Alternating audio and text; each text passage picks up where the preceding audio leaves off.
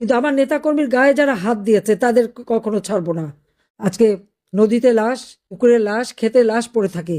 আওয়ামী লীগের না হলে 10,000-এর উপর নেতাকর্মী, আজকে তারা কোথায়? প্রায় 1.5 লক্ষের মতো তো কারাগারে বন্দী। প্রায় 5-6 লক্ষ নেতাকর্মীর বিরুদ্ধে মিথ্যা মামলা, তার মধ্যে 10,000-এর কোনো খবরই নাই। কত মানুষ মেরে তারা লাশ গুম করে ফেলেছে, কত মানুষকে নদীতে ভাসিয়ে দিয়েছে, আগুনে পুড়িয়ে মেরেছে। এক একটা আওয়ামী লীগ নেতাদের বাড়ি যখন আগুন দিয়ে পুড়িয়েছে, প্রত্যেকটা জায়গায় লাশ ছিল।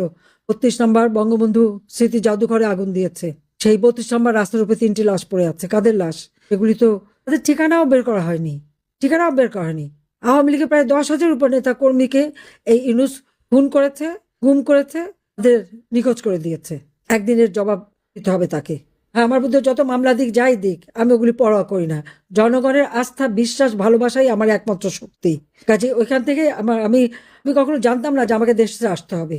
আমি তো ভেবেছিলাম টুঙ্গিপাড়া যাচ্ছি। এটা যাই না, এটাও আল্লাহর বোধহয় ইচ্ছা। যেমন গ্রেনেড হামলে বাঁচালো, ওই কোটালীপাড়া 70 কেজি ওজনের বোমার থেকে বাঁচালো, এরকম বারবারই তো বাঁচিয়েছে, এবারও তাই। কিন্তু আছি যখন বেঁচে, ইনশাল্লাহ এই বাংলাদেশ আমরা আবার ফিরে পাবো, এই দুঃশাসনের হাত থেকে মুক্ত করব। আমাদের নেতা কর্মীদের সকলকে ঐক্যবদ্ধ থাকতে হবে। কিন্তু আমার নেতা কর্মীর গায়ে যারা হাত দিয়েছে তাদের কখনো ছাড়বো না, তাদের কোনোদিন ছাড়া হবে না। প্রত্যেকটা পাই পাই হিসাব নেওয়া হবে। এবং ওই ইউনূসের ইনশাল্লাহ ওই ইউনূসের শাস্তি বাংলাদেশে আমরা করব। এবং সাথে সাথে যারা আজকে লম্বা লম্বা কথা দেখাচ্ছে আর অনেক কিছু দেখছে, স্বপ্ন দেখছে, ও স্বপ্ন একদিন অন্ধকারে মিশে যাবে, সে বিশ্বাস আমার আছে। আমরা আল্লাহর উপর বিশ্বাস করি, জনগণের উপর আমরা আস্থা রাখি। এই কথাটা সবাইকে মনে রাখতে হবে।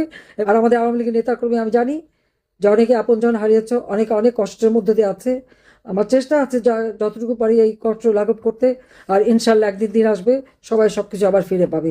আমাদের তখন কিছুই নাই, বঙ্গবন্ধু ভবন শেষ, আমাদের স্মৃতিটুকু যেটুকু নিয়ে বেঁচেছিলাম 2 বোন, সেটাও শেষ। সুধা সদন বা সেটাও লুটপাট, সেটাও ভেঙে জ্বালিয়ে দিয়েছে, চলে গেছে। এমনকি লকারে আমার দাদি, নানি, আমার কামালের বিয়ের, পুতুলের বিয়ের সমস্ত যে গহনা টহনা ছিল, ইউনূস সাহেব সে লকার ভেঙে তাও চুরি করে নিয়ে গেছে। গণভবনে আমাদের যা গহনা গাঠি, তার জিনিসপত্র যা ছিল, ইউনূস সাহেব সব লুট করিয়েছে। সুদর্শনের যা ছিল তাও লুট করে নিয়ে গেছে।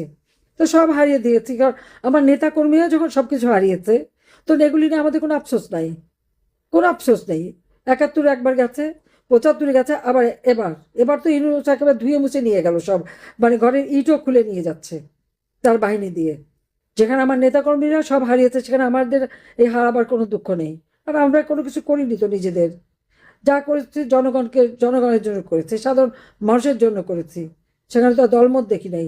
তো এই জন্য আত্মবিশ্বাস আছে। কাজে আমি সবাইকে বলবো, বিশ্বাস নিয়ে থাকতে হবে, জনগণের কাছে যেতে হবে। আমাদের একমাত্র শক্তি জনগণ।